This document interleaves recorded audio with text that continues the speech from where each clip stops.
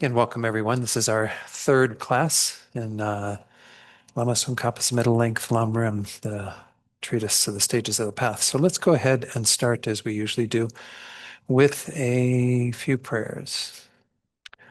So let me get that on the screen. Might have to go to another tab here. Right there. Okay.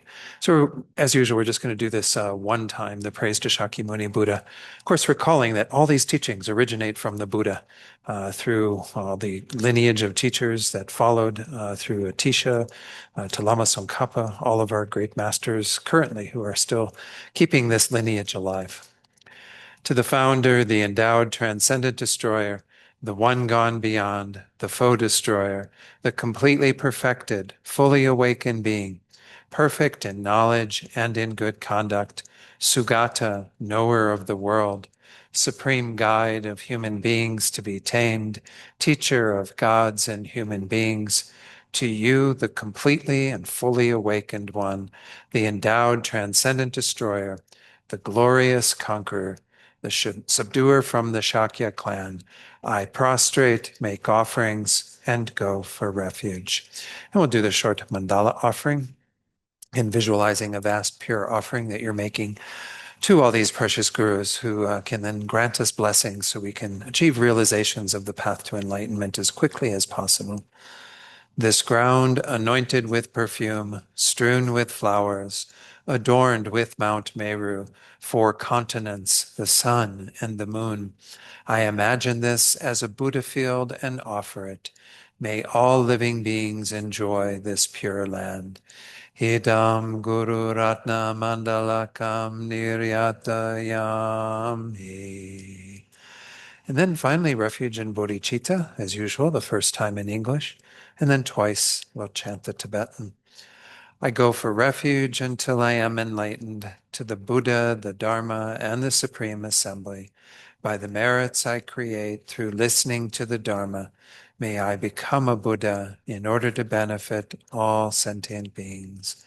Sangye chodang soki choknam la jangchu bardu dakni kyab suchi daki chanyan gipe sanam gi dola penchir sangye dupar shok Sangye chodang soki choknam la Jangchu bardu dakni kyabsu chi daki chanyan gipe sonam gi dola penchir sangye duparsho. Let's do a short meditation. Again, the first part of the meditation, we always just spend focusing on the breath. So if you have a technique you already use with the breath, just use that for this time. And then I'll come in and I'll lead you in a short reflection to set our bodhicitta motivation for our time together. So we can go ahead and begin the meditation now.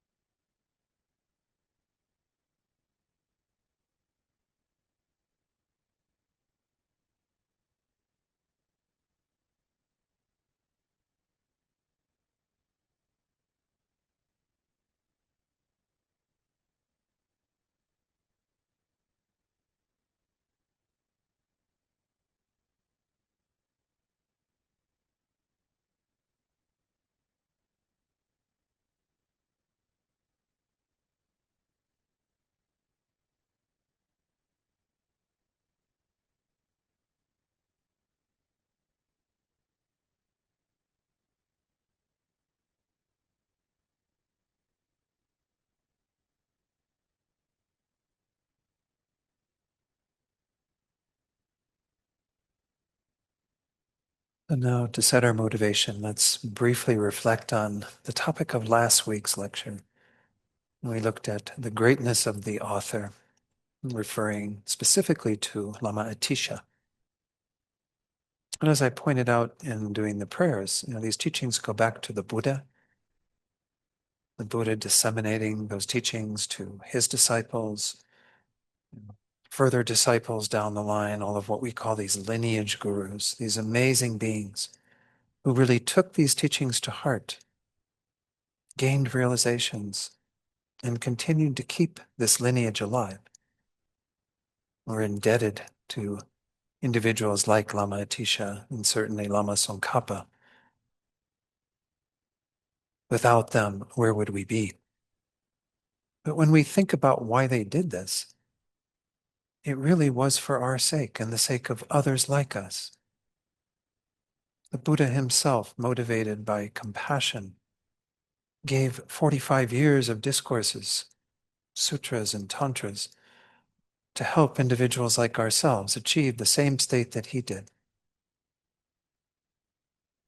All the great beings who followed, all dedicated themselves to the Dharma with the wish to be able to bring these teachings to others. And that includes us.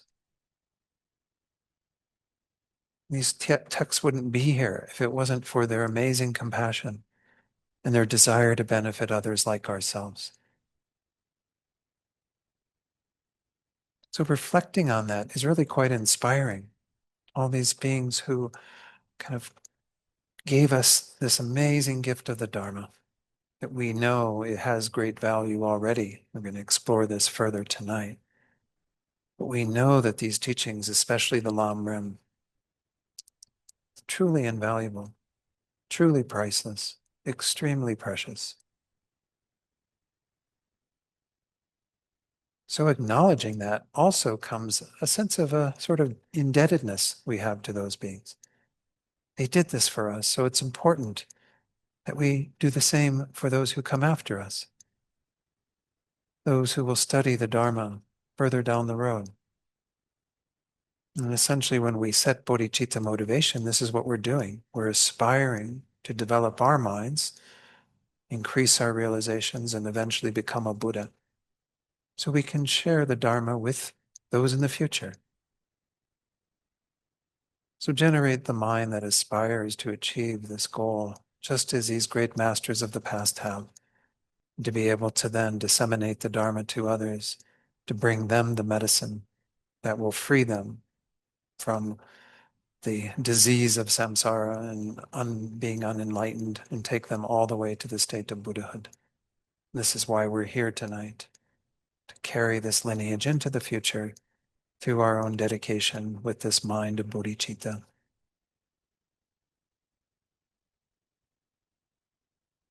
And you can open your eyes fully, and we'll start tonight's class.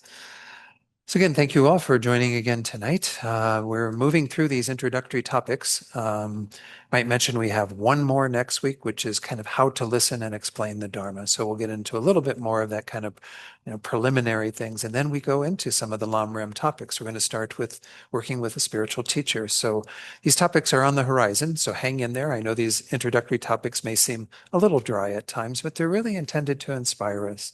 As I was saying in the meditation, we examine people like Lama Atisha, and especially if you spend some time looking at his biography, it was really quite incredible, all that he sacrificed, be able to bring the Dharma to us, essentially. This whole Lamrim tradition is one that is very much a part of this organization and what we are doing in this course. So we can feel, again, that amazing gratitude and also the sense of responsibility that comes with that. So I wanted to share, before we go on to looking at the text, let me go ahead and share a few slides. In the text, we were just getting close to finishing this section pertaining to the greatness of the author. And so I wanted to share a few things that when I read through the biography of Lama Atisha that James Apple had written, and this was again, well before this course, I'd only gotten through a part of that, but the part that I made it through, there were a few passages that I highlighted, and I really wanted to share those with you because it gives us maybe an appreciation for Lama Atisha as well as for one of his gurus, his tantric guru, who gave him instruction that he took to heart. So this is towards the beginning of that biography. During his studies, Atisha continually thought about the quickest path to reach Buddhahood. Now, why do you do that? Again, you do that because you want to benefit beings even more quickly, not because you want to get out of samsara and attain Buddhahood. It's because you want to be able to bring the Dharma to beings perfectly in the state of Buddhahood. It says, in one time, he went to visit his guru, Rahula Gupta Vajra. We saw Rahula Gupta in the previous class. He's the tantric master who lived on Black Mountain. He was dwelling in the caves of the Black Mountain. Rahula Gupta Vajra, through his supersensory powers, these clairvoyant powers, told Atisha that even if one has a direct vision of a chosen deity, what we often call the yidam, which is a tantric deity that you take to heart as your main practice, even if you witness many assemblies of mandala deities, or even if you attain many common accomplishments or siddhis, these siddhis are these attainments, accomplishments that can be done. There are common ones. The uncommon one is, of course, Buddhahood. But there are many things we can gain on the path, especially in tantric. There are a lot of these tantric illusions in this part.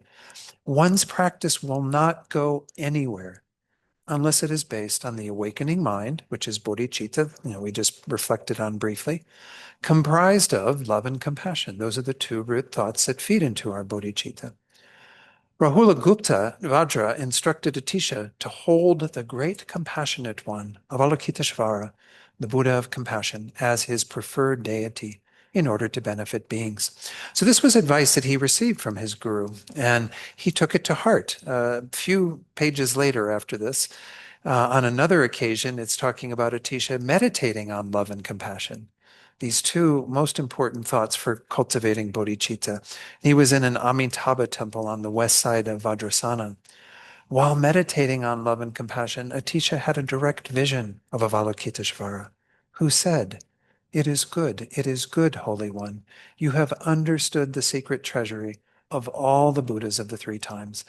Which again points to the fact, as I was saying in the motivation tonight, that really at the heart of all of what the Buddha taught is compassion, is a desire to benefit others, to help them, to bring them the happiness that they seek and free them from the suffering they're experiencing.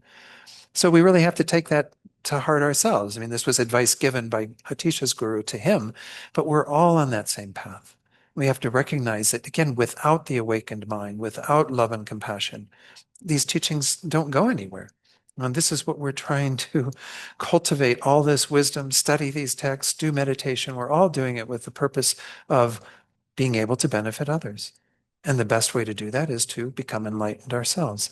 So I love that section. And of course, this idea of him having these visions of Avalokiteshvara appearing before him, this is not unheard of. Lama Tsongkhapa himself, who we'll talk a little bit about tonight before we go on to the next topic, had a vision of his guru appearing in the form of Manjushri. And many other great beings have had those sorts of experiences. And they essentially say that the more we purify our minds, the more we can access these holy beings, this enlightened energy, in forms that are more in tune with what they really are. Where we are at right now in these unenlightened states and continuing to be under the control of our delusions, we can only experience holy beings in coarser forms, such as in the forms of our gurus, such as His Holiness the Dalai Lama, Lama Zopa Rinpoche, and so on. This is the topic we'll get into in 2 weeks when we begin to look at how we relate to our spiritual teachers.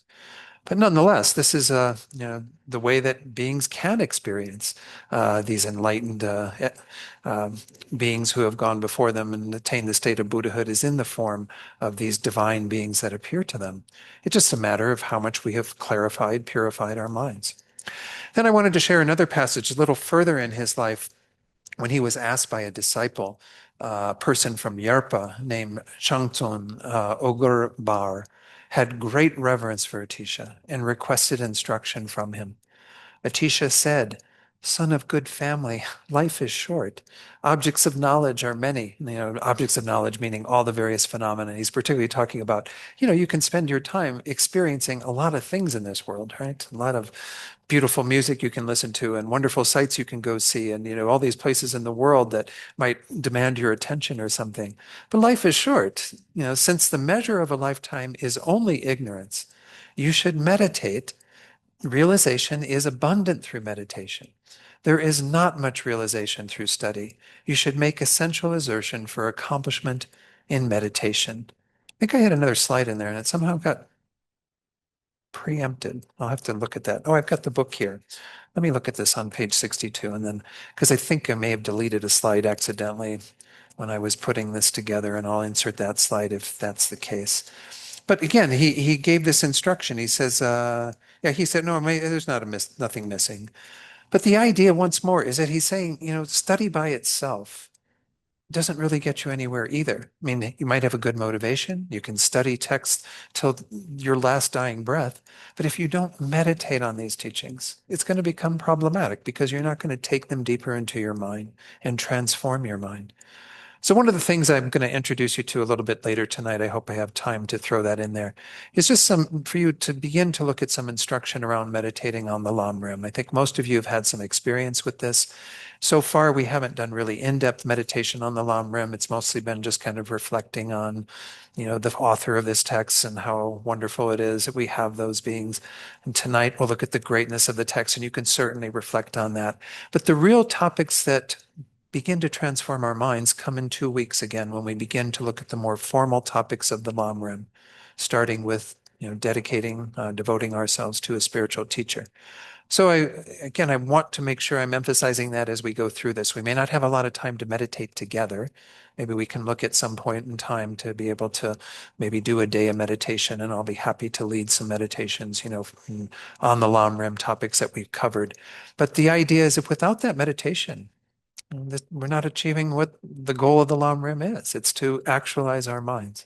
We're going to see this coming up even in the greatness of the teachings we're going to look at tonight. So that's enough on that. Let me go back to, need to go to share screen first. Went back to the tab without sharing my screen. So I'm going to have to start screen share again. Let's go from there. Okay. All right.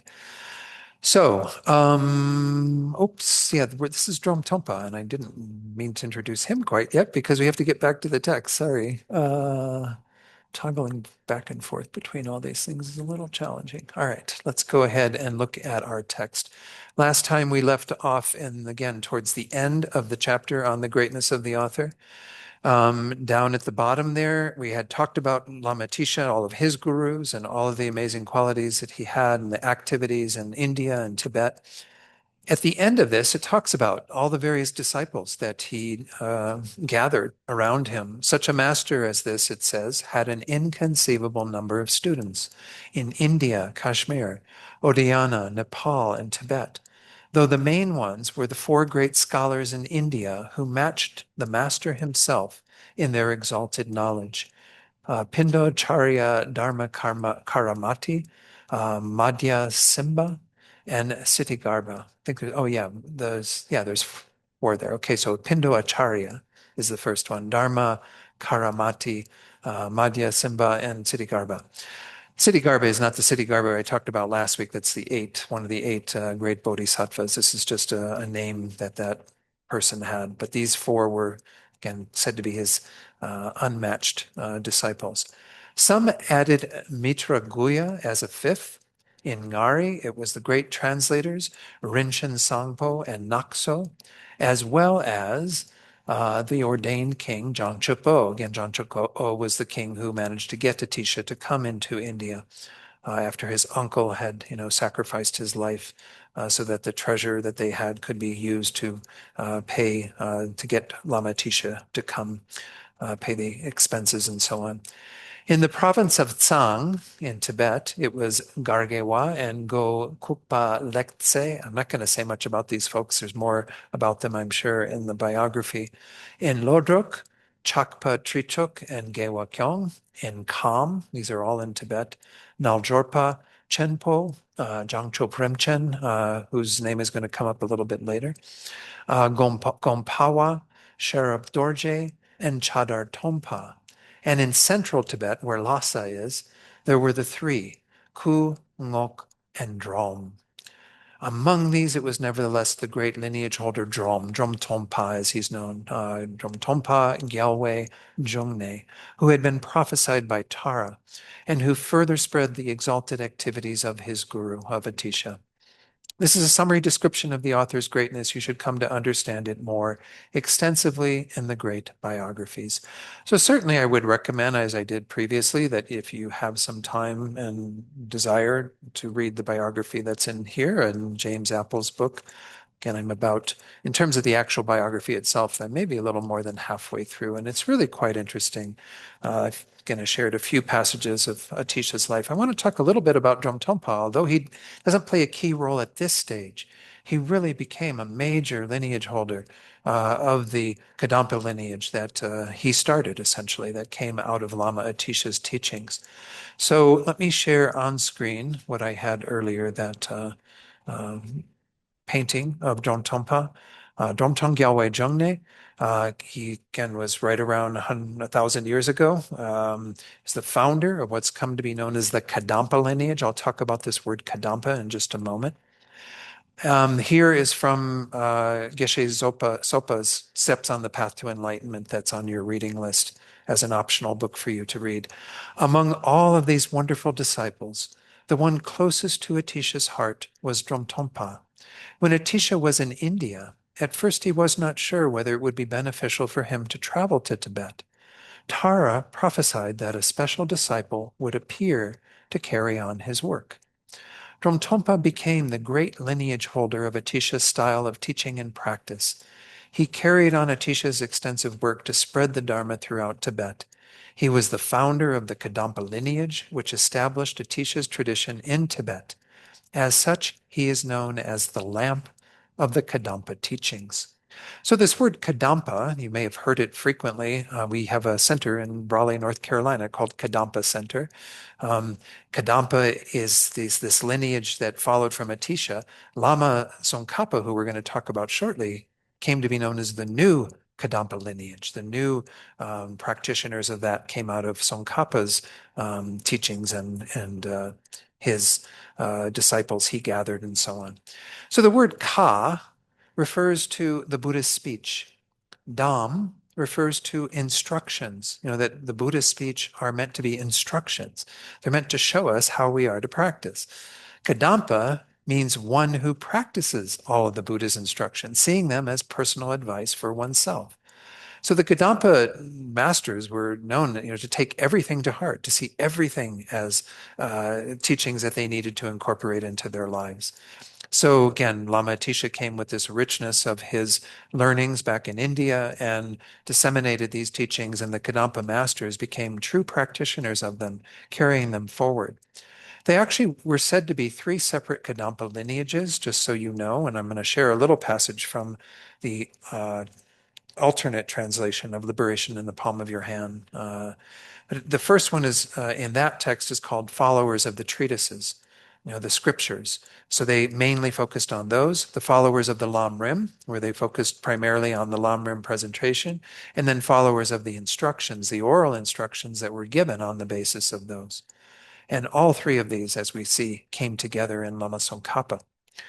So while the Lamrim instructions were given to Drom in private, he taught them to groups of disciples. His efforts eventually led to the rise of those three separate lineages. Here's a brief description of them, just so you know. This is also in the other version of the Liberation in our hand, in the palm of our hands, but I like the way it was set out here. The Kadampa treatise followers, a tradition beginning with Potoa and continuing through Sharawa, taught the Lamrim teachings based on explanations from major Buddhist philosophical treatises. So they went back to, again, the teachings that they all came from, the initial scriptures and the treatises on those, and they embraced those treatises and scriptures as the source for how they would teach the Lamrim and approach it. The Lamrim followers, beginning with Gombawa, continuing through Nuserpa, taught the stages of the path in a somewhat more abbreviated form, based on works referred to as stages of the teaching, which is a common way, apparently, that the Kadampas referred to the Lamrim teachings. So they kind of stuck with the Lamrim. They didn't bring in all of that, previous teachings and the treatises and scriptures and kind of inform their practice of the Lamrim with that. Thirdly, were the instruction followers, beginning with Chengnawa and continuing through Chalyupa. They taught the stages of the path based on a guru's instructions, such as the essence of dependent origination, which is a body of instructions outlining the essential practices for generating bodhicitta.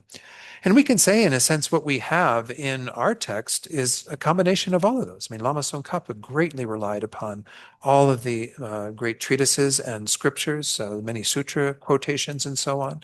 And then, of course, he relied heavily on the Lamrim as it was set out by Atisha and other masters and so on. And then he incorporated the instructions of his own gurus. As mentioned earlier, Tsongkhapa merged the three Kadampa lineages into a single river of instruction with the composition of his three major Lamrim works. Again, the great one, the Lamrim Chenmo, the intermediate, which is what we are studying, the middle-length Lamrim, and then the shorter treatises, which were mainly the Song of Experience is said to be the small Lamrim, though he had a few other extremely abbreviated texts. I want to talk just briefly, very briefly about Lama Tsongkhapa. There's also a biography in that same series published by Shambhala of a biography of Lama Tsongkhapa by Thupten Jinpa. It's on your book list. Lama Tsongkhapa Losang Dakpa, as he's known, lived 1357 to 1419. He, of course, composed our text, middle-length treatise, and many other treatises. His scholastic accomplishments are unbelievable in terms of the extent to which he wrote great treatises himself on so many different subjects. The four great activities of Lama Tsongkhapa, of course, he's known for primarily his writings, but he actually did four major things in this kind of renovation of Tibetan Buddhism that occurred in the late 1300s, early 1400s. One was restoring the statue of Maitreya. When they had gone to the Xingji temple, they saw how much it had kind of become more tarnished, and it was really in very bad shape. And so they decided they would reinstate, restore the Maitreya statue there. He also taught an extensive discourse on Vinaya at Namtse Deng, which is another monastery. And this is one thing he's renowned for. He, with his guru Randawa, taught this very long course that gave an incredible exposition on the Vinaya, the rules of ethical discipline of the monastics primarily.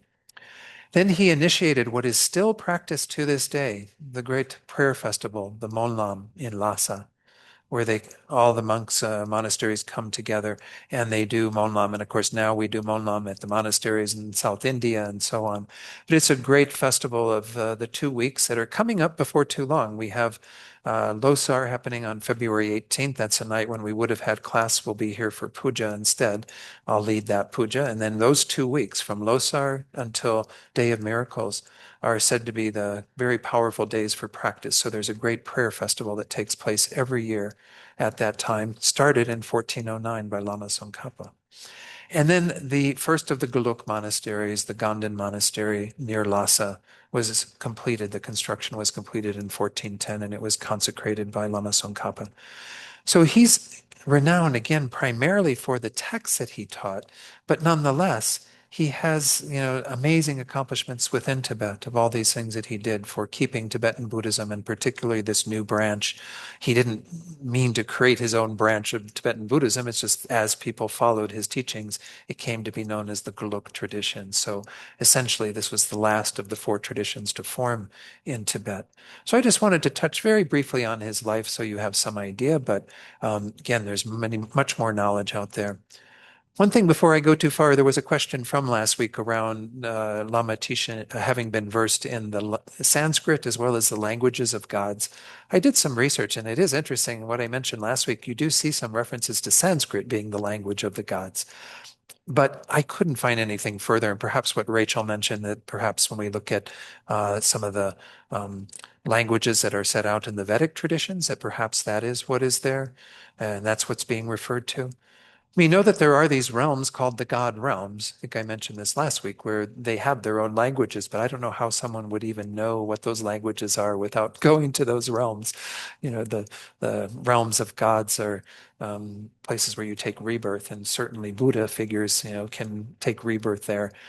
There's an episode in the Buddhist life where he went to the realm of the 33, which is a God realm where his mother was reborn.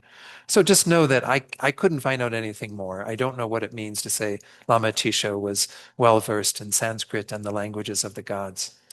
But we can have some admiration for it, even without knowing, I suppose. So now I want to move into the new material for tonight, really, in terms of the main topic that we wanted to cover, the greatness of the Dharma. So when we talk about the Dharma here, we're talking about this particular presentation that Lama Atisha set forth. When we talked about the author was Lama Atisha, and the text, or the Dharma that we're talking about mainly, is the lamp for the path to enlightenment. His main text that he composed, that all the Lamrim treatises that were composed afterwards are rooted in. That's what they're based upon. Once more, I introduce you in the first class to those three scopes, those three levels of practice, based on the capacity of individual beings. So we're going to see a little bit of this coming up, but the idea is that we want to establish in this chapter, not just was the author of this text incredible in terms of qualified and completely capable of producing something of this magnitude, but the text itself has that magnitude, has that depth to it, that heaviness to it, that makes it a worthwhile text to engage in, and to engage in treatises that explain it. So again, Lama Tsongkhapa doesn't talk about himself or talk about his own text, but he talks about, Lama Atisha who came before him, and also, of course, the teachings of Lama Atisha that he is then going to expound upon. There is a question in the chat box from George. I'll read it and see, maybe I'll answer it now or maybe later. Is it correct to say that Lama Tsongkhapa, in the beginning of the middle length treatise, is not only stating which tradition he is engaging with, but also which tradition his future work fits into? Is this why it's so important to cite all the masters? I guess to some degree. When Lama Tsongkhapa came along, again, this was very important to recognize that he wasn't in any way diverging from the traditions that had come before him. So when he's setting out, paying homage and talking about the great qualities of Lama Atisha, and then certainly Lama Atisha's text, and kind of grounding all of that in this unbroken lineage, he's not really he's doing it really not to say, I'm doing something that's outside the fold, or that's something that hasn't been presented before. It's really quite interesting. Even these great masters like Shantideva, who wrote the Guide to the Bodhisattva's Way of Life, in the very first part of his text says, there's nothing here that hasn't been explained before. I'm doing this mainly for my own benefit, and maybe others can possibly benefit from that. But the idea is that, when someone sets out a text like this, they're really doing it with incredible humility, to acknowledge the giants whose shoulders they're standing on, and all those who came before them that have brought them to that moment. But as you say, to some degree, with some idea of what comes after being an extension of that. So that as Lama Tsongkhapa sets out all of his amazing treatises, and especially this text that we're studying, it's never anything that's diverging from that stream of teachings that goes back to the Buddha in that unbroken lineage. So again, although Lama Atisha is setting out a new approach to the Dharma, it's not new Dharma. It is taking the essential teachings of the Buddha, structuring them in a way for practice, as we're going to see in this section, so that those teachings are more accessible. That's really the gist of what Lama Atisha did, and what Lama Tsongkhapa is simply expounding upon that. So I think you're right in terms of saying, this is what I am coming from. Nothing earth-shaking in terms of I'm not taking us into a whole new territory, and I don't expect things to go in a whole new territory after me. I expect this to be a continuation of this amazing tradition that was started by the Buddha, and that continues to this day. So anyway, that's maybe the best way I can answer that. I hope that answered the question for you. But let's go ahead and go to our text, and we'll start there and get back into, whoops, wrong button there. Okay. So again, this is the second chapter, the greatness of the Dharma, showing the greatness of the Dharma so as to generate respect for the instructions. Remember, this is the second of our four main topics of this text. The first one was the greatness of the author, then the greatness of the Dharma. Then we have the instructions on how to explain and listen to the Dharma. That's next week. And then the body of the text, how one practices on the basis of that. So it says here, as for the Dharma, the source text of the present instructions is lamp for the path to enlightenment. Although Atisha composed numerous texts, lamp for the path to enlightenment is their culmination, like a root. It indicates all the points of both sutra and tantra in a condensed manner. Thus, it is complete in terms of its content. So this is bringing out what are often called the three attributes. I'll talk about them more in a moment. But the idea is that this first attribute is that the teachings that Lama Atisha gave in terms of the lamp for the path are complete. They contain everything that needs to be contained. There's nothing missing. The content is full. Secondly, it makes the gradual taming of the mind its main topic. So therefore, it is easy to put into practice. So this is a second attribute, is that the Lamrim that Lama Atisha put forward is very easy to practice. It gives us an entire guide to how we want to engage in the Dharma that the Buddha taught.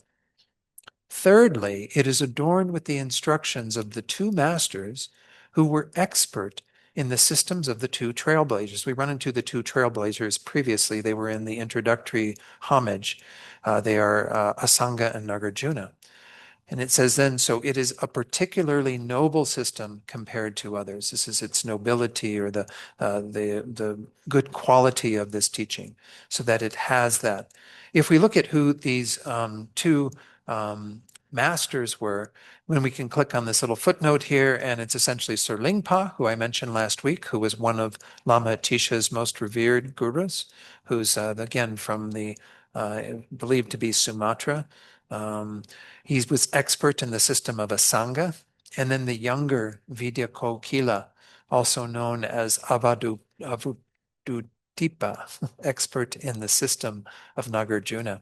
So again, we often talk about those two kind of systems. Remember, I spoke to Maitreya being the main disseminator of the Dharma, that lineage of the vast, to Asanga, and then the Manjushri being the main disseminator of Shakyamuni Buddha's teachings on the profound to Nagarjuna. So again, he kind of brought both of these lineages together. It's, got that nobility to it, that wonderful quality to it on the basis of that. So essentially, this is one of the questions for our discussion a little bit later tonight. Are these three attributes? It's kind of interesting. In this shorter version of the Lamrim, Lama Tsongkhapa doesn't go into great detail on it. He crammed it all into just one little paragraph. But know that you can read a lot more on those three qualities. Particularly, I think it's in Liberation in the Palm of Your Hand. There's a nice section on each of those. But those ideas of, again, it being complete, that the content is entirely there, that it's easy to put into practice. I think I mentioned to you that when I first came across the Lamrim, I had been studying in the Nyingma tradition, the oldest tradition of Tibetan Buddhism, for a few years, and I hadn't been exposed to anything like that. And I came to an FPMT center in our center in San Francisco, Sechenling, and suddenly I'm looking at this book that says, the stages of the path to enlightenment. It's all these topics set out in the sequential manner, and I was like, there it is. Because, it was a feeling like I had found the manual that I'd been looking for all this time. Like if you were trying to work on a piece of equipment and you couldn't find the manual, and then suddenly you see it and you go, oh, that's where this goes and that's where that goes. And you could work with it. That second quality is really important. If without that ease of being able to put it into practice, we'd be back where we started. As we're going to see when we get at looking at the greatness of the teachings, this is one of the things that this Lamrim approach is known for. Being able to put it all into a manner so that each of us individually can practice the path to enlightenment. Then the third one, that it's a very noble path because it contains the essence of the teachings that go back to the Buddha and were disseminated through this lineage all the way to the great masters who informed Lama Atisha. Sir Lingpa and that Vidyakokila, these two great gurus who disseminated those lineages on to Lama Atisha. So essentially, let's go back to our text. Those are the three attributes. Again, you can discuss them when we get to the discussion part of tonight. Now we're going to look at these four greatnesses. The first one is the greatness of understanding all teachings as without contradiction. So let me read a little bit of this and talk about it. In the questions for the homework, I have you kind of talking about the fault that one might have and how this greatness helps overcome that fault. So let's go through what Lama Tsongkhapa says first, and then we'll come back and talk about it. The greatness of the instructions of that text, the lamp for the path, has four aspects. The first of these is the greatness of understanding that all the teachings, everything the victor said, that's the Buddha, is without contradiction. They all come to be understood as one person's path to Buddhahood. That is to say, some are primary points of the path, while others are secondary points. So the idea initially is giving this, that there's no contradiction, because someone may have the idea that certainly as you look at the variety of things that the Buddha taught, because remember, he did teach for 45 years, and he had what's come to be known as upaya, skillful means. This is one thing we want to develop as we're progressing towards enlightenment, is the ability to teach according to the disposition of others. So when the Buddha was teaching, in fact said that the Buddha's speech can manifest so that everyone hears exactly what's in accord with their disposition. And some of those teachings may not be final teachings, they may be more provisional, but they are to get you to the final teachings. So there may be times when the Buddha teaches that, the final result for any being is attaining one's own nirvana. Doesn't maybe teach about Buddhahood because those disciples aren't ready to hear that there's another goal they have to go to that's beyond that. And so as the Buddha gave these teachings, you might think that there's contradictions, and you might think, well, the Buddha taught that branch of teachings for people who are only seeking their own liberation. And I don't need to practice them because I'm seeking enlightenment, and therefore I don't need to engage in those teachings. But what is being said out here is that there's no contradiction. All the teachings are meant to be part of one's own individual path.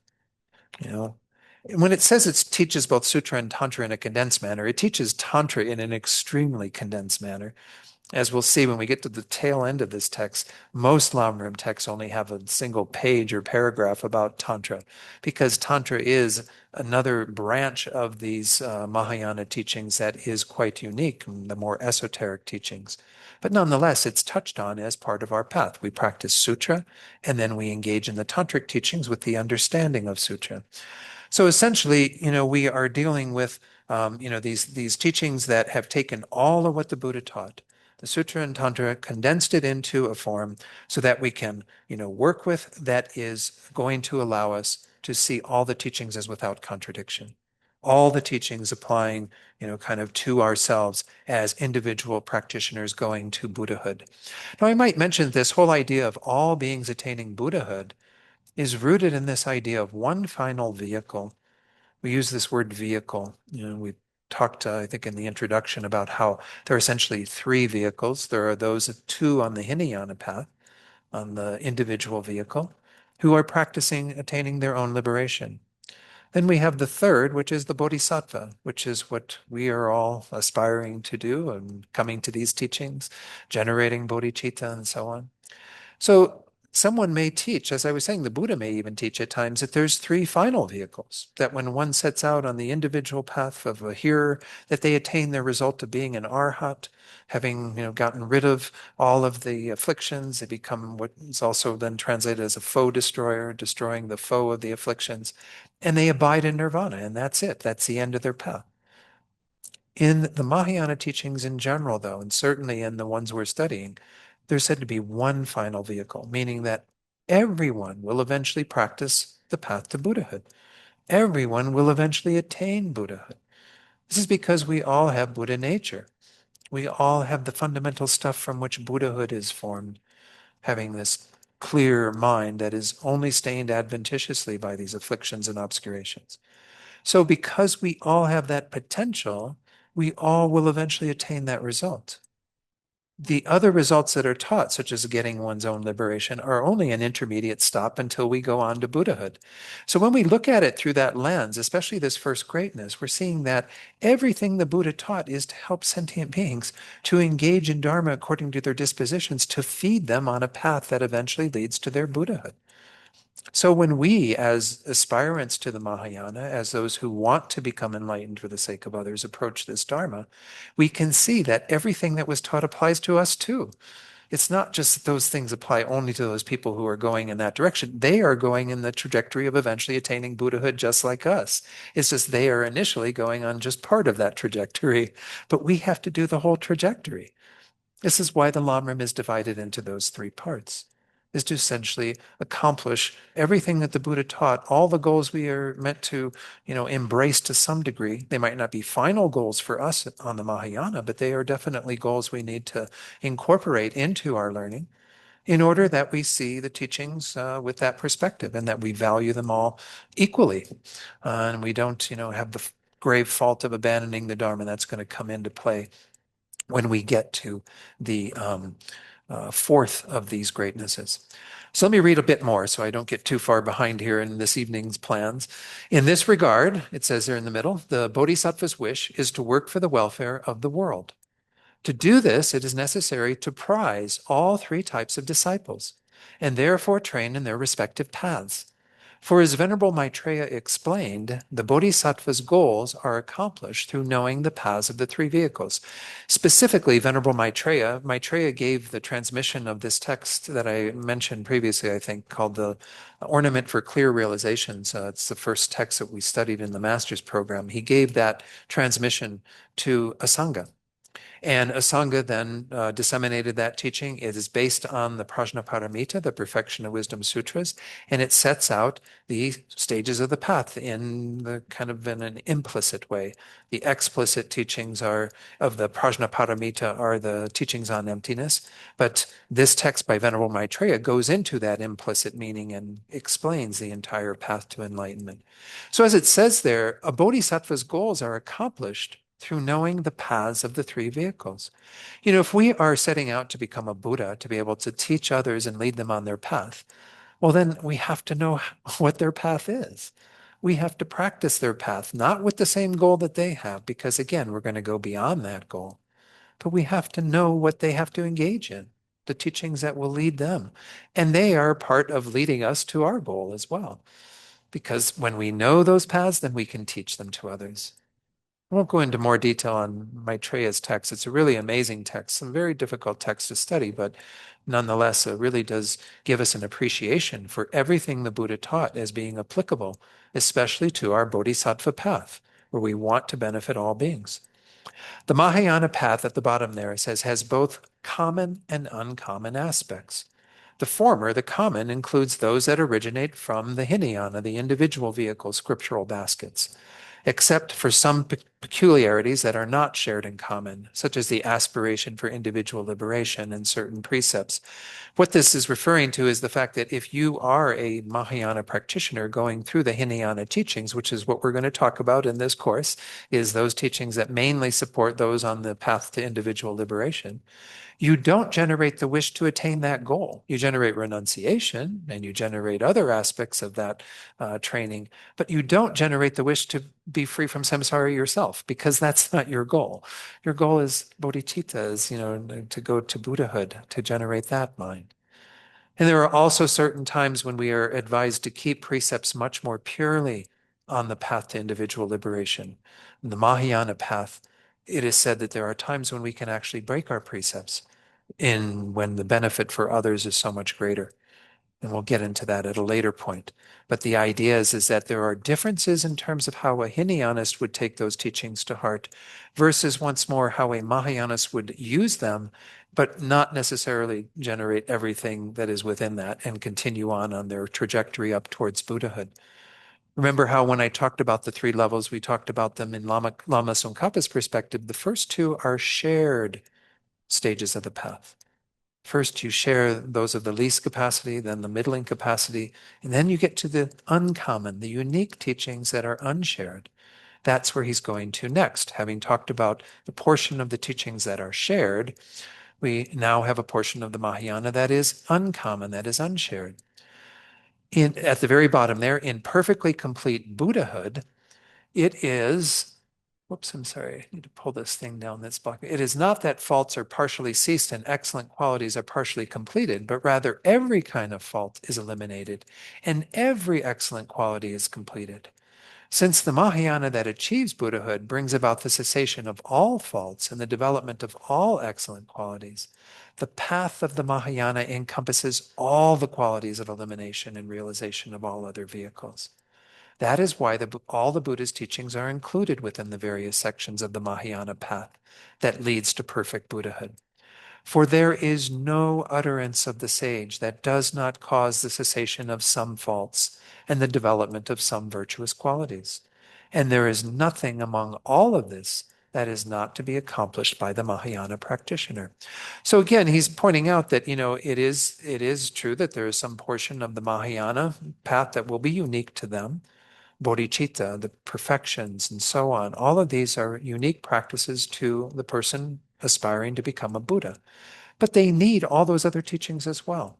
Those are a part of creating, positive qualities and correcting faults. And this is what the Buddha came to do. Essentially, we can say everything the Buddha taught was to help us to remove everything that is an obscuration of fault, something that obscures our potential in our minds, and then to advance all the qualities that are the outspringing, the true kind of fruition of what is in our Buddha nature, kind of bring all of that forward. Everything that the Buddha taught is to do one of those two things, or to do both of them in tandem.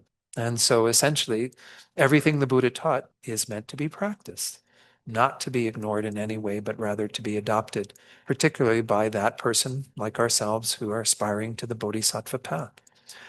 So then at the bottom there, someone may think, well, that may be true for the Paramitayana, the sutra teachings, but not for those entering the Vajrayana, the tantric teachings. Because Tantra does have kind of a unique set of teachings, these more esoteric teachings that, again, we won't be getting into much at all in this course. Now, although the way you train in the countless delineations of generosity and so forth, according to the Paramitayana, differs from mantra, you can say that in Tantra you are engaging in different practices and aspects of these perfections and so on. Both the behavioral basis, which is called here the mind generation, that's referring to bodhicitta. It was called the awakening mind earlier, the mind generation, the mind of enlightenment, bodhicitta. It's all referring to the same aspiration to become a Buddha. So essentially, that behavioral basis, bodhicitta, and the behavior, the course form of the path of training in the six perfections, are nevertheless the same for both Sutra and Tantra, and therefore something shared by them. So essentially, you can't say, well, Tantra is its own thing and there is no reason to study the Hinayana teachings or even perhaps the uncommon Mahayana in the Sutra because Tantra has its own way of approaching things. No, it's an extension of the Mahayana and therefore also includes the Hinayana. Then there's a quote from the Vajrapik Tantra, which says, do not discard the mind of enlightenment, bodhicitta, even for the sake of your life. So it's just pointing out, Lama Tsongkhapa is saying, even in the tantric text, it's saying bodhicitta has to be there in order to practice tantra. And the conduct of the six perfections must never be discarded. So it's not that, again, you get to tantra and everything else gets thrown out and you have your own set of rules and teachings and everything that you follow. They're all an extension of that. We talk about often the three principal aspects of the path of renunciation, bodhicitta, the correct view of emptiness. Those are essential to practicing Tantra. Without them, Tantra is hollow, it's meaningless. Then back to the text, this is also taught in numerous other mantra texts. Many authentic sources for the mandala ritual of highest yoga tantra say that both sets of vows must have been taken, the common and the uncommon one. And indeed, the former refers to the bodhisattva vows. The precious Tsongkhapa also said, my guru knows how to carry all the teachings by way of all four corners. It's referring to the fact that when you carry a table, you carry all four corners. You don't carry it by one or two, or you end up with kind of a lopsided table. This statement is something to be examined in depth. So the idea is that you have to have, even within the highest yoga tantra, you have to have that as an extension of the Mahayana. The bodhisattva vows need to be incorporated into your practice of tantra. And it is actually even said that those who practice the individual liberation vows, which are set out in the Hinayana teachings, are also the best practitioners of tantra. So while it's not required that you take pratimoksha vows, individual liberation vows to practice tantra, it nonetheless becomes a very good foundation. So all of it is built one thing on top of the other. Don't think that, again, we're dealing with different sets of teachings that apply to different people. Over here, those that apply to those that are on the individual vehicle. Over here for the Sutra, Mahayana practitioners, those bodhisattvas. And then over here, the tantric teachings for those who aspire to practice that. They're all one big structure. And individuals may go only so far in their own path at the moment. But again, everyone is destined to fulfill the entire path. This is our goal as wanting to be a Buddha, to bring all beings to their full potential, to not have them be satisfied only with a portion of it, but to see that they can take it to its greatest fruition in Buddhahood. So that's the idea behind this first greatness, is this first greatness allows us, through this presentation of the Lamrim, to not commit this fault of somehow thinking that some portion of the Buddha's teachings are contradictory or not necessary to be practiced, depending upon what level of practitioner we are. Number two, the greatness of seeing all of the Buddha's teachings as instructions. This is the idea that someone may, look at it and say, well, you've got all of these sutras and scriptures and all this that Lama Atisha was basing everything on. Well, that's kind of something else. That's just kind of this raw material. The instructions themselves are what may be important. It's kind of taking what Atisha is doing and valuing it more in some sense and not seeing that these two things are one and the same. What the Buddha gave in all of his initial discourses and everything that he taught is the foundation for everything that's in the Lamrim. It's all instructions. It's not meant like there's two different bodies of things in that way, that all of what the Buddha taught in those original scriptures are one thing and what is being approached here is something else. Wouldn't make sense. That's what's being pointed out here, is that the Lamrim actually gives credibility to that whole idea that everything is an extension of the other. Anyone who considers the great scriptures to be expository teachings that do not contain practical instructions, who thinks that guidance on the meaning of the essential points of practice exists separately from them, and who holds that even in the Holy Dharma, the expository, even in the Holy Dharma, the expository and applied teachings are found in different places, will create an obstacle for the arising of deep respect for the immaculate sutras and tantras, as well as the treatises clarifying their intentions. So once more, if you have this idea that you've got two different things going on there, you've got the expository teachings of the scriptures that give one perspective, and then you have the more practical instructions of the Lamrim that are telling you what to do there, and those two are not related and not, and again, totally in harmony with each other, totally involved with each other, well, then you're going to commit this error of thinking that what the Buddha taught is irrelevant and only these teachings are important, these practical instructions. Continuing there, about the fifth line down, be aware that the karmic obstruction of abandoning the Dharma is accumulated by despising them, by saying that they only outline external knowledge without presenting the inner meaning. For those who want liberation, the infallible supreme instructions are indeed the great scriptures. Certainly, if we want to attain, liberation, if we want to attain any great goals, we have to rely upon the scriptures. Those do contain the source material. That's where the Buddha's utterances were, put into writing so that we can continue to benefit from them. But he says then, it is nonetheless possible that, due to poor intelligence and the like, you cannot reach certainty through relying on these scriptures alone as supreme advice. In such a case, you should seek certainty with respect to them, thinking, I will seek certainty with respect to them by relying on excellent oral instructions. But you should never think that the great scriptures do not contain the heart of the matter, thinking that they only outline external knowledge while the personal instructions are supreme because they present the inner meaning.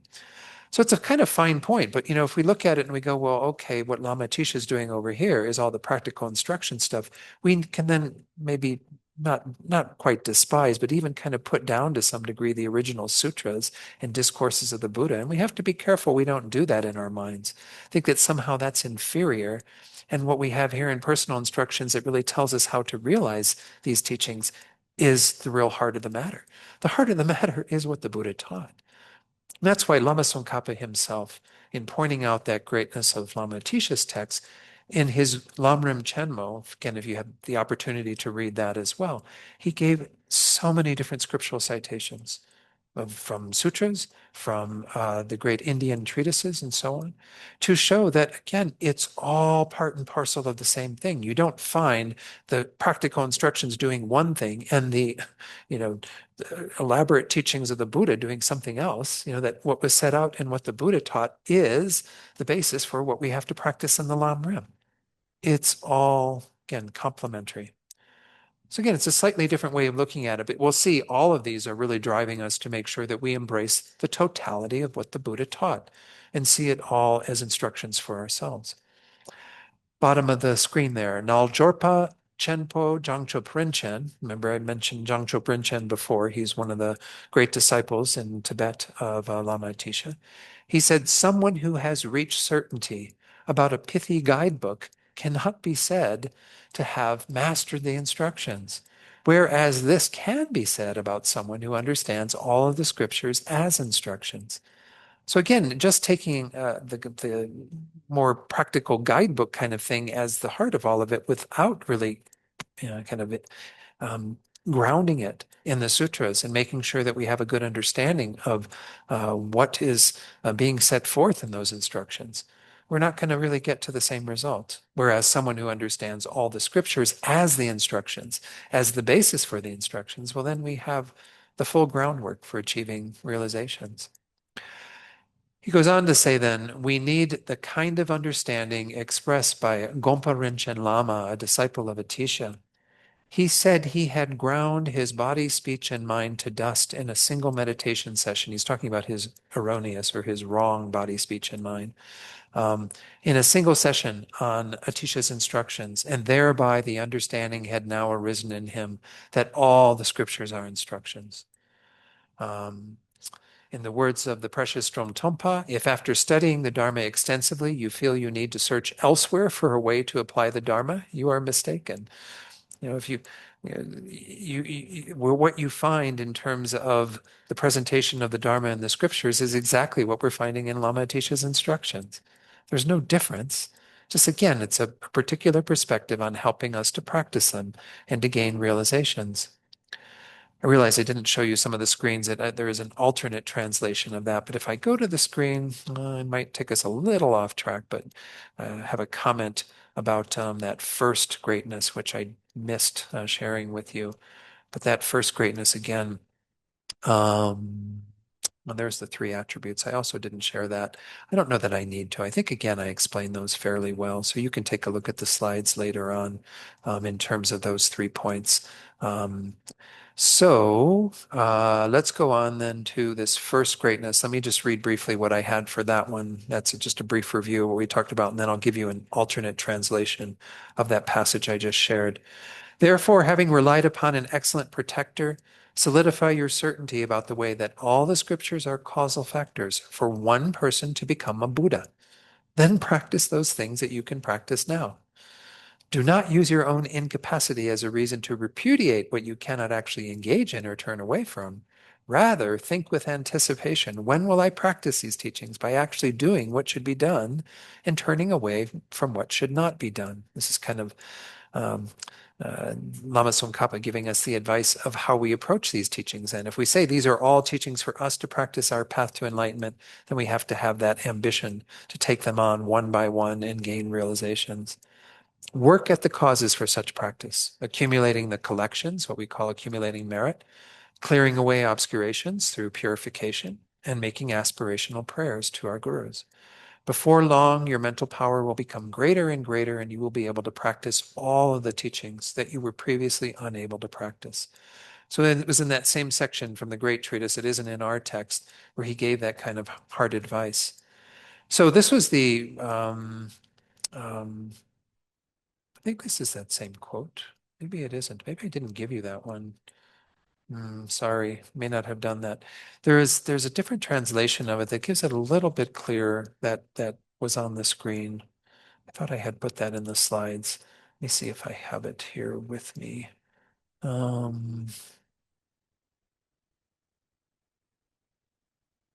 was that quote that was at the top and on the previous page. So again, someone who has reached certainty about a pithy guidebook cannot be said to have mastered the instructions, whereas this can be said about someone who understands all the scriptures as instructions. And he said this, he ground his body, speech, and mind. Again, the idea was that in this meditation that he did, he came to see that everything the Buddha taught that was in Atisha's instructions as well was doing the same goal, was essentially understanding that he could take and transform his three doors, his body, speech, and mind, removing all of those negative tendencies and engaging in all the positive qualities. So in that way, he saw once more that these aren't two things set out separately, but rather the same essential content that has been packaged by Lama Tisha in a way that we can practice it much more easily. Anyway, that's the gist of that quote. Let's carry on with this paragraph towards the bottom. If those who have studied the Dharma extensively over a long period, yet who are completely ignorant as to how to practice it, develop the wish to practice Dharma, and think they must search elsewhere for instructions, then they have totally misunderstood this and err in the manner described above. So again, don't think that it isn't in the instructions, in the original instructions the Buddha gave, in the sutras and so on. It is there. Lama Atisha, once more, is simply giving us another approach to help us to work with the teachings in terms of making it our own personal path. But it's all there. It's not, again, two different things. As the Treasury of Abhidharma, the Amidharma Kosha of Vasubandhu says, the Buddha's holy Dharma is twofold. Its nature is scripture and realization. We're going to see this when we get to the topic of refuge in the next part of this course. We can essentially say that the Dharma has two aspects to it. We have the Dharma of Scripture, which is what we are studying here in these texts, in the sutras of the Buddha and so on. The writing down of the teachings is the Dharma to some degree, but that's not the Dharma that we realize in a sense. That's the written Dharma that we study and meditate on in order to develop the realizational Dharma. The realizational Dharma is the goal. If you have the teachings, they use the example often of the Dharma being like medicine, right? If you have the medicine on your shelf and you can point to it and say, oh, look at all this amazing medicine, but you've never taken it and kind of actualized the curing power of the medicine in your own body, well, then what do you know about the medicine? The medicine can be said to be great. You have to develop the realizations. So when we get to the Dharma jewel, we'll see that it is divided mainly into those kind of conventional categories we can talk about of the conventional Dharma that we do need to rely upon. We need the written words and so on. But the more ultimate one that we rely on are the realizations, are the actual Dharma being realized in our minds, particularly the wisdom of emptiness that becomes the antidote to removing all of what's keeping us from attaining liberation as well as enlightenment. So this is the idea behind it, is that he's going to talk a little bit more about this, but we have to acknowledge that there are two aspects to Dharma. And if we only focus on one and not the other, well, then we're going to have a problem, right? So in accordance with this statement, there's nothing apart from the scriptural teaching and the realized teaching. These two, again, are part and parcel. We have the scriptural teaching that gives us the actual means, and then we have the realization of those teachings in our own minds. The scriptural teaching is how the Dharma should be practiced and establishes the manner of accomplishment, while the realized teaching is what is thus established. Since you practice in accordance with what is to be established, these two act as cause and effect. To give an analogy, when you have a horse race, I don't know if this actually happens nowadays too, but if you had a horse that was going to race a track that it had never raced before, you first show the horse the course, right? You take them and go through all the various things. If it's especially one of these where they're jumping over various things and what have you, you have to take them through the course a few times, right? After showing the course, the race follows the same course, right? You don't show them one course and then have them run another one. It would be ridiculous, right? So it would be ridiculous, as he says here, to show it a course and then have the race elsewhere. When it comes to accomplishments, how could it be appropriate to accomplish something after having determined something else through listening and reflecting? So this is also expressed in the third stages of meditation. This is a text by Kamala Shila, I believe. Whatever has been realized by the two types of wisdom arisen from hearing and reflecting, these first two of the three types of wisdom, is precisely what should be cultivated by means of the third wisdom, the wisdom arisen from meditation. Just like a horse runs the course. Oops, sorry. Oops, now I got it with that. runs the horse, just like a horse runs the course it has been shown. Keep thinking of Mr. Ed. Well, a horse is a horse, of course, of course. Anyway, sorry. Some of you may not know that reference. Dating myself. Anyway, um, so this idea, again, you have the scriptural realization or the scriptural Dharma. A scriptural Dharma does play a role, absolutely. It is giving us what we need to practice and meditate on. The realizational is the manifestation of that. And so essentially, again, whatever is set out by the Buddha, whatever is, set out by any great master in any great treatise, is the stuff that we need to work with, is what we actually need to incorporate into our minds. So he's just pointing that as kind of an auxiliary point in regard to this second greatness. That this is, showing us that what we need to do then is to embrace the totality of what the Buddha taught and the scriptures and treatises that help us to practice it, and then develop the realizations ourselves. But the realization isn't going to be something different than that. It's going to be that. That's the whole point of developing these three wisdoms. We generate the first wisdom on the basis of our hearing the teachings, and then meditate and think about them, and then eventually generate true meditational realizations of them. So let me go on then to the next screen. Yeah, I think this is where we left off. Thus, through summarizing all the essential points of the paths set forth in the scriptures and their commentaries, starting from how to rely on a spiritual teacher, which again we're going to get into in 2 weeks, up to shamatha and special insight, the special topics of the fourth part of this course.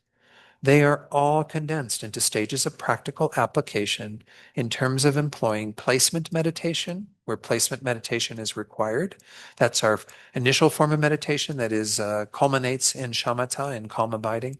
Placement or stabilizing meditation, where you make the mind very concentrated and single-pointedly focused.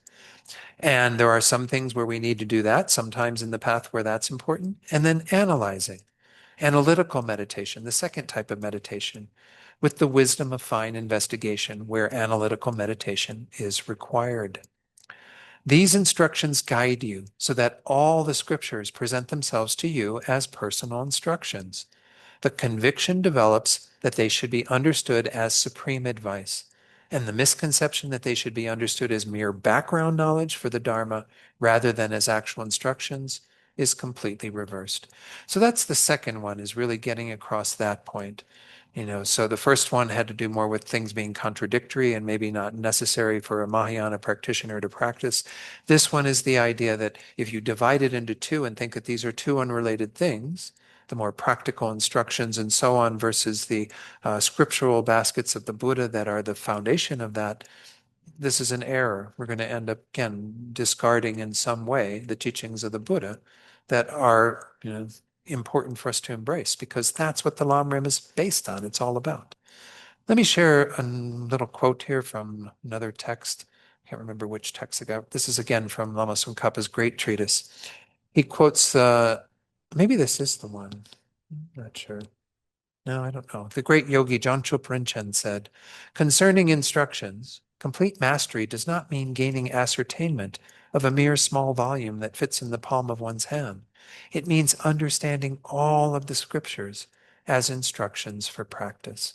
So again, seeing that you don't just look at some, I think the words that were used in that was like some manual or something, some guide, pithy guide or something.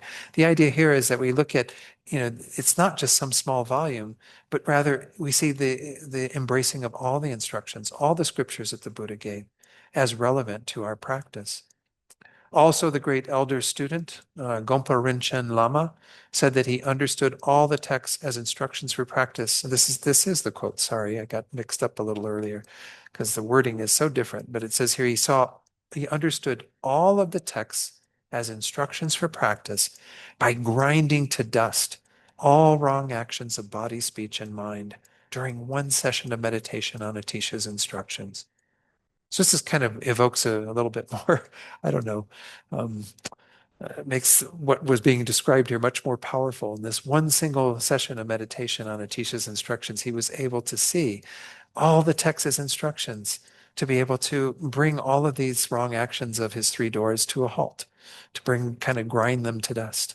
We have to come to that same understanding that we see that, again, what is taught as the oral instructions and practical instructions and the sutras, the scriptures that are embodied in them, are really part and parcel of the same process of getting us to do these things, to abandon what is faulty and wrong, and to adopt what is, proper and more, wholesome for us to practice.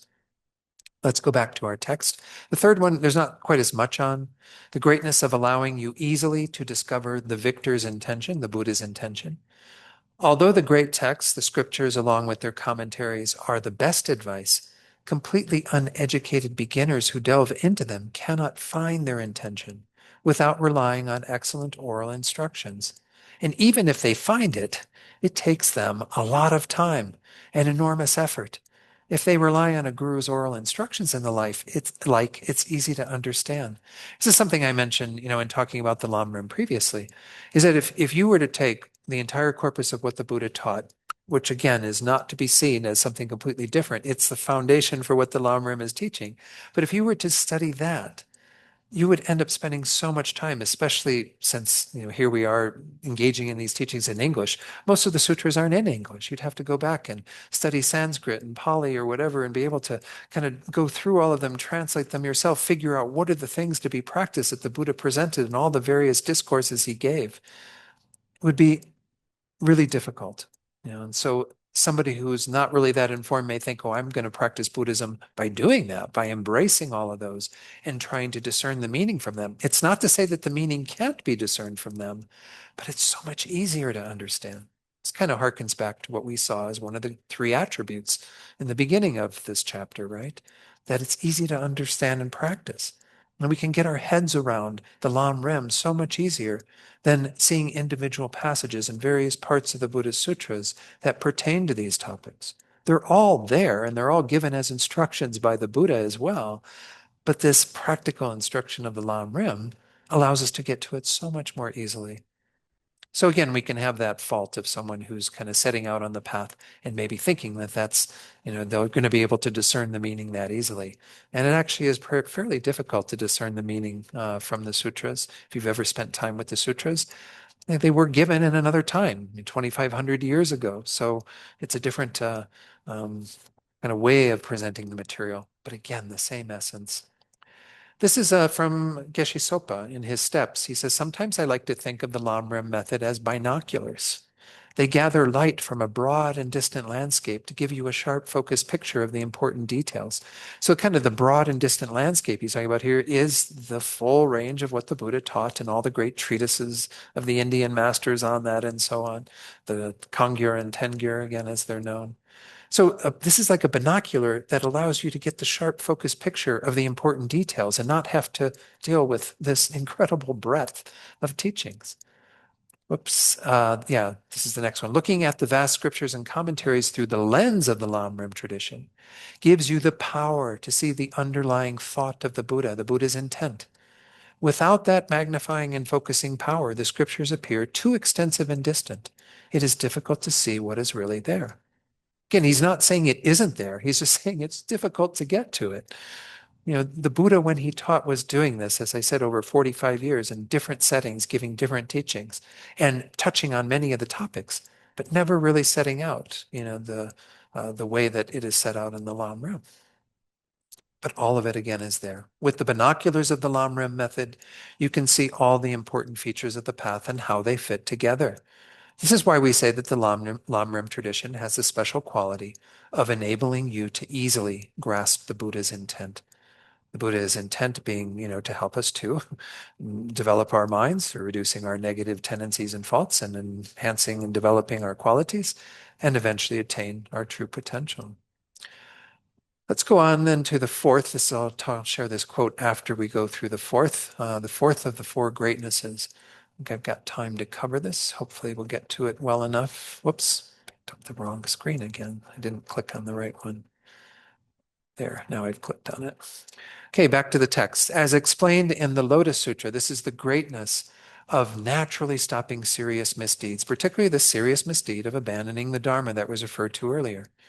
So as explained in the Lotus Sutra and the Satyaka chapter, it amounts to abandoning the Dharma. If you hold that some of the Buddha's utterances are means of attaining Buddhahood, while others are obstacles to Buddhahood, dividing them into good and bad, appropriate and inappropriate, or Mahayana and Hinayana, and thereupon holding that a bodhisattva needs to train in some and not in others. This is because you fail to understand that all the Buddha's words, directly or indirectly, teach the means of attaining Buddhahood. By the way, that reference to Mahayana and Hinayana, he's not meaning just that we can say there's a corpus of teachings that have come to be known as the Hinayana and those known as the Mahayana. What we're saying there is that those are two, once more, separate bodies of teachings, and that someone could then discard or disdain the Hinayana if they're on the Mahayana, or vice versa. We have to see that they're all together and need to be all respected and embraced, not become divisive around what we're looking at. Continuing, it says, the Gathering All the Threads Sutra says that the karmic obstruction accrued by abandoning the Dharma is so subtle that it is hard to recognize. It's said to be one of the worst things we can do. If we create obstacles to the Dharma by abandoning some portion of it in this life, then we don't meet with the Dharma for quite some time. It's a very powerful karma that obstructs or blocks our ability to find the Dharma again. Concerning the very great faults that ensue if you abandon the Dharma, the King of Concentration Sutra says, say that someone demolishes all the stupas found here in Jambudvipa. Jambudvipa is the name of our world system. The bad actions of someone who abandons the sutras are far more grave. Even if someone murders as many arhats, those foe destroyers who have attained individual liberation, as there are grains of sand in the Ganges, the bad actions of someone who abandons the sutras are far more grave.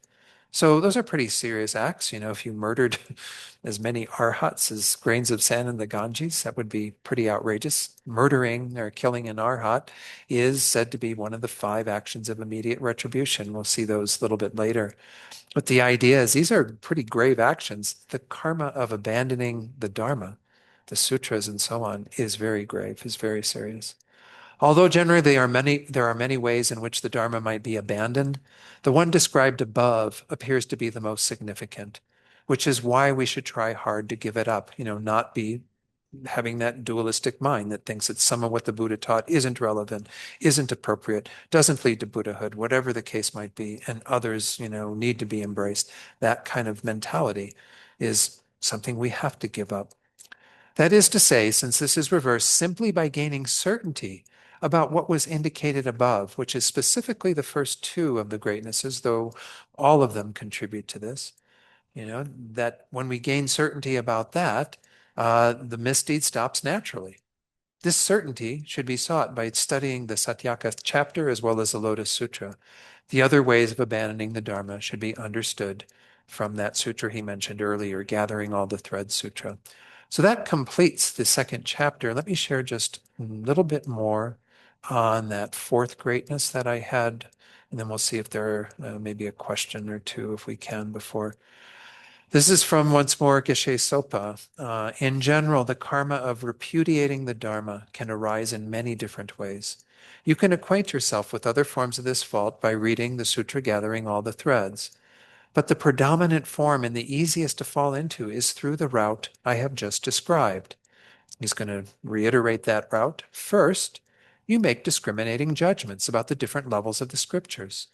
This is for those people, this is for more superior people, and so on. It's not like what Lama Chisha is doing. He's saying that, yes, we are practicing a path that is shared with those beings, that is a part of what they practice. But we're not in any way relegating them to an inferior position. We're actually embracing what they teach through the Lamrim approach. Then you develop partiality on the basis of those discriminating judgments. And then you decide not to study or practice those you feel are inferior. Well, those are Hinayana teachings. Those are teachings for people who only want a good rebirth. I don't need to do that because I'm a bodhisattva. I'm aspiring to, attain Buddhahood. Since this constitutes such grave negative karma, you should make every effort to avoid it. To think that this is not something that is appropriate. And how do you avoid it? That kind of negative action will be brought to a halt by practicing and accomplishing the steps of the Lamrim method. The most effective method is to gain confident understanding of the first two greatnesses of the Lamrim tradition, ones that we looked at earlier tonight. The greatness that they lead to the realization that all the teachings are free of contradiction. If there's no contradiction, then again, everything can be embraced equally with all of value. And two, the greatness that all the scriptures appear as special instructions. That again, we see that there's not the corpus of the teachings that the Buddha gave and then the instructions themselves that have some different thing, but rather everything is instructions for us. It's all of what the Buddha gave to help us to achieve our goal. Then he shared this nice analogy. He says, in some Lamrim texts, we find a cooking analogy. When you're preparing a delicious dish for supper, you need specific ingredients: water, salt, other spices, particular vegetables. And then he throws in a certain kind of meat. I would leave that out, and many of you probably would as well. But nonetheless, the Tibetans did eat meat. And so that he's talking from that perspective of all the various ingredients that make a nice soup or a dish. Each of these ingredients makes its own contribution to the taste of the food. You cannot leave out one of the essential ingredients and expect to get the same results. They are all equally important to producing the delicious taste. Similarly, all the teachings of the Buddha are necessary to provide the result of enlightenment. Through the practice of the Lamrim tradition, you understand all the scriptures, what they mean, their purpose, and how they fit together. So that is, again, the great value of this approach. It keeps us from leaving an ingredient out, in a sense. You see how they are all equal, and so you value, respect, and honor all of them as essential methods for the benefit of your own enlightenment. I think that concludes my slides. Let me open it up to see if there are any questions. I don't know that doesn't look like there's anything in the chat box. If you don't feel like coming online, if you're in the Zoom room, you can certainly put a question in the chat box. Maybe just answer one or two, and then we'll do our discussion for tonight, going through these two questions I put together for you. But if you want to ask a question, please do put up your little hands up thing, the under React button. You simply raise hand, and then I will call on you. Anyone in the Gompa here or online? I mean, in going through these four, we can see that they do all kind of mesh together and they do support each other. You know, with the conclusions, particularly of those first two, we will avoid abandoning the Dharma. Because how can we if we think none of them are contradictory and the teachings themselves and the instructions and how to practice them are all part and parcel of the same thing? So we're not leaving out some and in some way setting things aside. I mean, it is worthwhile to read sutras occasionally to get a feeling for them because they really are quite impressive, but again, a little bit harder to get to sometimes. Please, is it Efesha? I know you, Nim. I'm not sure. I think I have met Nim before too. You've both come to my classes, I think. Yeah. Yes. Hi, Jeff. Good to see you both. John. Please, can you ask your Yeah, question? We're not hearing can you hear us? not hearing you here in the Gompa. Can you hear us? Hmm. No? I can hear Let you, Nim me and see if I Afisha. can hear you through this. Okay. Venerable Dundrup, who's our wonderful sound person, has left. He's left the building. I'm going to plug this in and see. I brought this for the discussion group because I realize that I need to have a way to hear people without it being broadcast to everyone else in the Gompa here. So let me plug these in my ears and see what I can do. Okay. Let me turn off the microphone right now for a second. Can you hear us? Yeah? Okay. Kendon, when you were talking about earlier, you said that perfections are uncommon, i.e. they're not in both sets of teachings, but do we not have 10 perfections in Theravadan teachings and 6 perfections in Mahayana teachings? So are they not common? So the question from Nim was when we have this statement that the perfections are uncommon in the Mahayana because we practice the 6 perfections, even they do extend it to 10 there. But his question was, oftentimes in the Hinayana, we talk about 10 perfections. My understanding is that they are a different list of 10, and I'll do my research on that for the next class. But essentially, when we talk about the perfections as they are set out in the Mahayana, they are called that in the specific context of them being able to help you to attain enlightenment. They are practices that actually take you to the goal of complete enlightenment, as opposed to those that are taught as part of the Hinayana that may be duplicated in terms of their title, but they are not practiced with that goal. So you do have similar practices without a doubt. I mean, it's like certainly the second of the six perfections, the perfection of morality. Morality is obviously a fundamental point on the Hinayana path as well. And you have the pratimoksha vows and so on that support, the practice of morality. But nonetheless, when we practice morality at the bodhisattva level, it's supported by bodhicitta, and it is a means to accomplish Buddhahood. So it has much greater power to it through the force of that bodhicitta. And it's practiced even to a bit of a greater degree. We're going to see this way further down the road when we get to the six perfections. But for example, we don't just avoid the kind of the non-virtues that are traditionally set out and breaking vows and those sorts of things, nor do we just engage in their opposites, which are the actions that are virtuous, meritorious. In the bodhisattva ethic, you go beyond that to benefit sentient beings. You have, even as part of the vows, that you have to attend to those who are, needing help at that moment and so on, which is not really spelled out in the Hinayana in the way that they approach morality. So you do have some of these finer differences that occur. But you're right, there is a list, I've seen it before, of like the 10 perfections that are part of a Hinayanist practice, but they are not the same list, I believe, and also they are done in a different context. So there's a different dimension to those. But thank you for bringing that up. Was there anything else? Okay. Good. Does anyone else online need to? Um, Ken, I don't know. We'll work on getting, actually, Venerable Dundrup thought it was broken last week that we couldn't get the folks that were asking questions on Zoom into the speakers here. But I'm not sure. It did work last week. I'm not sure why it's not working tonight. All right. I didn't get time to. Oh, another question, please. Go ahead. I think I have a question. I'll try to phrase it. So when you're explaining, and this could just be my own deficit, I thought I heard you say, to some extent, the path is linear, or that's my understanding. So in terms of Sutra, Mahayana, Tantra.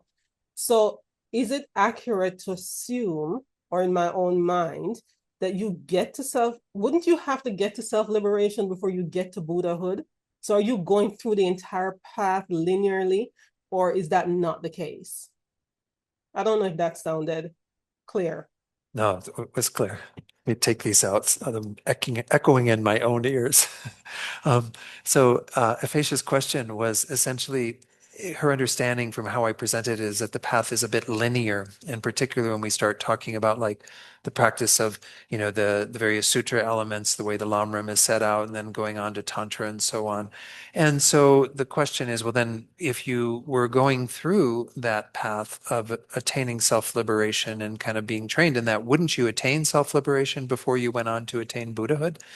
And to some degree, that does happen. Again, when we talk about the way the Lam itself is kind of all the instructions that help us to get to entering the path and practicing the path when it comes to those actual realizations. Remember, I introduced that little 5 paths, the path of accumulation, preparation, seeing, and so on.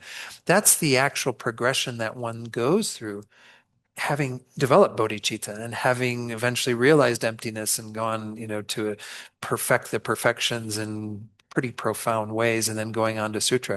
It is said that on that path, I don't have that chart pulled up right here right now. I can pull it up in a minute, but it said that you do achieve as a bodhisattva what is comparable to self-liberation. You do actually remove all of your own afflictive obstructions first, but you don't stop there. That's the big difference is once more, you're always on this trajectory going all the way to Buddhahood. So that yes, you do pass through those and gain that realization. You could essentially be called an arhat, but you don't take that title and kind of stay there because your goal is Buddhahood. And once you attain, the goal to attaining Buddhahood is to abandon what are called the knowledge obstructions. Let me see if I can put that on the screen real quick. I don't want to take too much more of our time that we want to discuss a bit, but that chart is right here. Okay, and so let me share that from here. And then I'll just remind you again of this thing. Let me magnify it just a little bit. There we go. So again, everything we're studying in the Lamrim is primarily to get us to generate bodhicitta, which is the entryway to that third level, the great scope, and then certainly to practice the perfections and so on that one engages in as you proceed from left to right here, initially as an ordinary bodhisattva, and then as what we again explained as this Arya bodhisattva, having the superior knowledge of the wisdom of emptiness. That starts with this path of seeing. As you go through the path of meditation, when you get to this point here, you'll see down towards the bottom part of that chart that's going from left to right, there's a point H. Point H is where you have abandoned the afflictive obstructions. You have attained essentially liberation from samsara, as it says in the little legend down there. So essentially, that is a comparable realization, but it's not something, again, the bodhisattva stops at, because they have to go on to abandon what is called here cognitive obscurations, or the obscurations to omniscience, to enlightenment. So again, that is to clarify what happens there. But again, we can see there's a certain linear quality to all of this in terms of how we progress through things, but not to take that too strictly either. Because certainly in our tradition, we often emphasize practicing sutra and tantra together. So it's not that one completes the sutra path and then enters tantra. So when we get to that delineation, we'll see that that's not really correct. You actually engage in sutra enough to have a foundation for tantra, and then you enter into tantra. Thank you for those questions. And sorry, we don't have the ability for all of you here in the Gompa to hear that, but let's maybe put up on screen the 2 questions. Just got 2 questions for tonight. We're going to take about 15, 16, whatever minutes to discuss. We'll put you out into breakout groups of 3 people again. The 2 questions that we have to do with the 2 main things I talked about. Certainly those 4 greatnesses. Let me find this and put it on screen. There it is, I think. Yeah. What specifically is the source text that's being referred to? I think we can answer that pretty easily. Lama Tsongkhapa presents the source text in terms of its 3 attributes, which can be summarized as complete, easy to put into practice, and a particularly noble system. Briefly explain each of these 3 attributes and their applicability to this text. By the way, that third one, I didn't share the additional writing on that, but it was kind of talking about it being superior. This word superior is often a translation of the same word that we translate as noble. It's that word Arya that I just used a little while ago. So we're talking about something that is superior in regard to other teachings, other presentations. Then finally, the other question, please identify and explain each of the 4 greatnesses that the source text possesses. And it's supposed to say, and the faults that are overcome by it. I don't know why that isn't in there. Sorry. It's out on your one that you have on the Google Drive that I've given you. But the idea is, as I went through them, I was talking about you may have this perspective and that's not correct. Instead, you should have the perspective that this greatness shows you, that the teachings are not contradictory and so on. Any questions on that before we break out into groups? And if you can't stay for the discussion, please do some form of dedication before you finish off the evening and what have you. But hopefully most of you can stay. It's now 20 minutes to, so again, take about 15 minutes or so to discuss this, and then we'll come back in. Thank you, Shayla, for putting everyone into a group. I think you're still there. Yes, you are there. I see you. Okay. And everyone here in the Gompa, please discuss those as well. Let's see. We've got most people coming in again now. Still have a few more. I'm not sure who's all still around. Looks like, yeah, some of them. Oh, that was just like a 2 or 3 minute thing. That's why we came back in before some of the other ones. So, all right. Still have a few more folks coming in. 40 some seconds. Okay. Thank you, Shayla. Appreciate Shayla has to leave. So she's doing, I think, the Vajrasattva practice or something that comes on. So anyway. Okay, so as folks are coming in, there may still again be a group or 2 that are joining. But any questions or comments from the discussion? Things that What I found is with the three attributes, I actually found it useful to share the slides I'd put together because maybe they give a more extensive explanation of that. And if you don't mind, and if there's nothing else that people want to discuss, let me go ahead and throw those on really quickly. There's just a few things that I think might be useful to elaborate a bit on that. Oh, I gotta go. That's why I gotta go back up.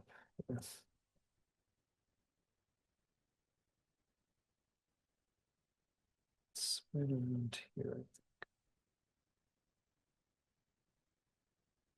Ah, right here. Yeah, sorry, I hadn't been in the right place. Okay. I still have this thing around the slides. Let me open all rooms. Okay. Close all rooms. Do that. Okay. I don't know why I still have this thing on my screen. It is on your screen here too in the Gompa. She had to leave, so actually she made me the host, so I think I got it off of the screen, but it's weird. It's still on the screen here. Let me stop sharing and start sharing again. Sorry. This is getting more complicated without, no, it's still there. I don't know why that's still there, and I'm sorry that that's going to be the case, but yeah, you're not going to be able to really see what I'm sharing here in the Gompa.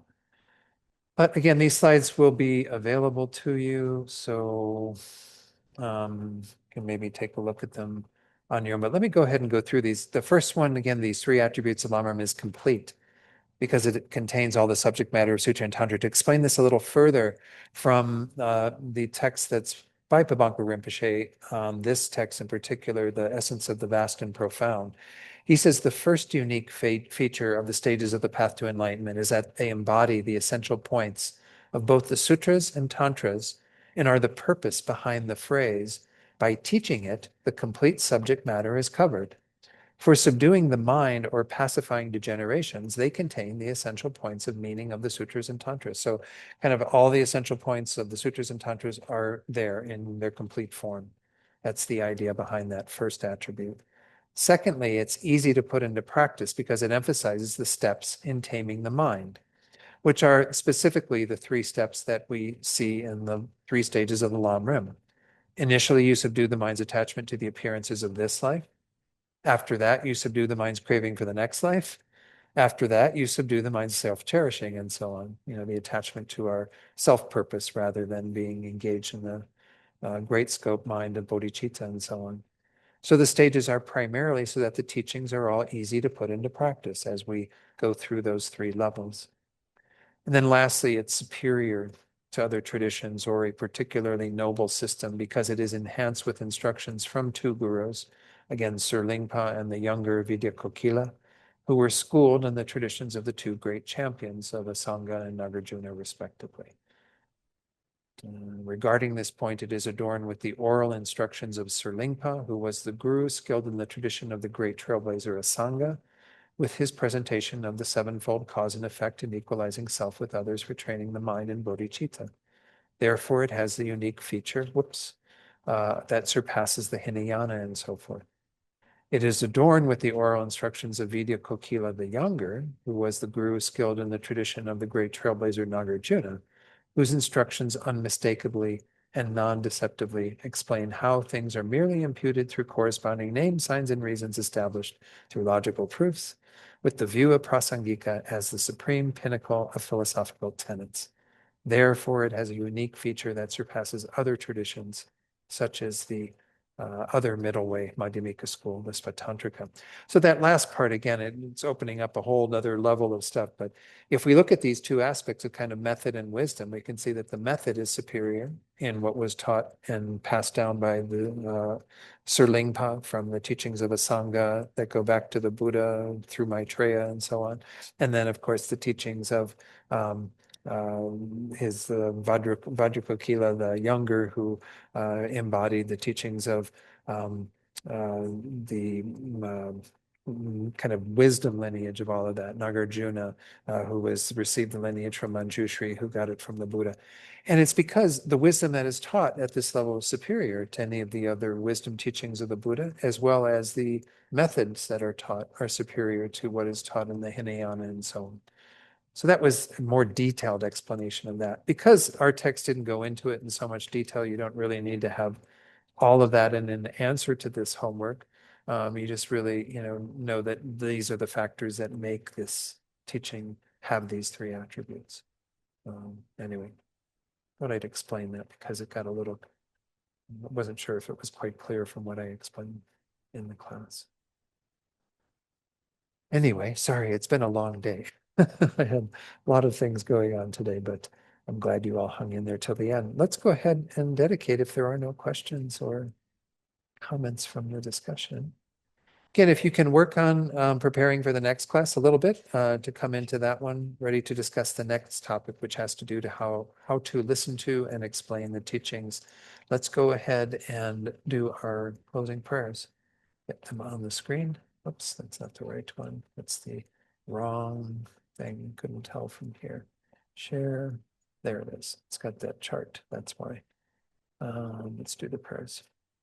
And I'll talk a little bit more in the weeks to come about some of the additional things I put out there around meditation and that. So let's do the first dedication prayer. Due to the merits of these virtuous actions, may I quickly attain the state of a Guru Buddha and lead all living beings without exception into that enlightened state. May the supreme jewel bodhicitta that has not arisen arise and grow, and may that which has arisen not diminish, but increase more and more. Maybe, we went a little bit over. Let's just do the prayer for His Holiness's long life, and then we'll just make some thoughts for Rinpoche's reincarnation. The wish-granting, wish-fulfilling jewel, source of every single benefit and happiness in this world, to the incomparably kind Tenzin Gyatso, I beseech, may all your holy wishes be spontaneously fulfilled. And let's dedicate for everything to be auspicious for the identification of Lama Zopa Rinpoche's reincarnation, and for that being to be of great benefit to all of us in this organization, as well as to all beings in this world. We also dedicate for those beings we're holding in our heart right now. Certainly are many places in the world where there's great suffering and strife, but we also know individuals who are going through difficult times right now. We might dedicate very specifically for individuals involved with this center. Part of my time today was at the home of Eric Gustafson, who was a member of our community who passed away today. Also for Lou DeSantis, who is in the hospital right now. And also for Marcia, I can't remember Marcia's last name, friend of Octavio's who comes here frequently, and she has come here, who passed away a few days ago. And we dedicate for those and everyone else we're holding in our hearts, so they may be free of all suffering, have only opportune conditions to meet and practice the Dharma, and that this may be so for all beings through what we've done here together tonight, or today, or this morning, as the case may be. All right, everyone, thank you. Hang in there. Next week, again, we'll deal with the last of these topics that are kind of preliminary to getting into the teachings. We still will have some sections to go through where we're looking at the meditation session and how to structure that. Those are all a part of what we're trying to do in gaining realization. So be ready to kind of roll up our sleeves and get into working more with this material. But certainly it's fine to spend some time over the next week meditating on these greatnesses and these attributes, increasing our confidence and erasing any doubt we might have about the teachings that are in the Lamrim. So be well, stay safe, stay well. I'll see you next week.